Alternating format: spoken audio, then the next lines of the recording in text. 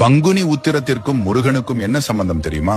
மாதம் மாதம் வரும் உத்திரம் நட்சத்திரத்தை விட பங்குனி மாதத்தில் வரும் உத்திரம் நட்சத்திரம் மிகவும் சிறப்பு வாய்ந்தது. 12வது மாதமான பங்குனியும் 12வது நட்சத்திரமான உத்திரமும் இணையும் புனித நாள் பங்குனி உத்திரம். பங்குனி உத்திரம் முருகப்பெருமானுக்கு மிகவும் சிறப்பான திருநாளாகும். முருகப்பெருமானுக்கும் பங்குனி உத்திரத்திற்கும் ஒரு நெருங்கிய தொடர்பு உள்ளது. முருகனுக்கு 12 கரங்கள். இந்த 12 கரங்கள் கொண்டிருக்கக்கூடிய முருகனை 12வது மாதத்தில் வரக்கூடிய 12வது நட்சத்திரத்தில் வழிபடுவதுதான் மிகவும் சிறப்பான விஷயம். இதற்கு ஒரு வரலாற்று கதையும் கூறப்படுகிறது.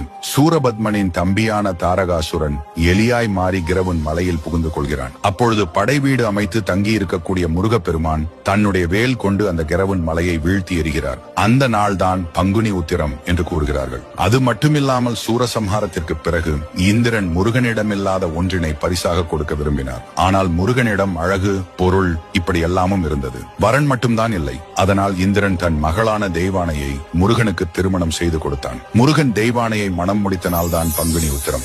பச்சை பட்டாட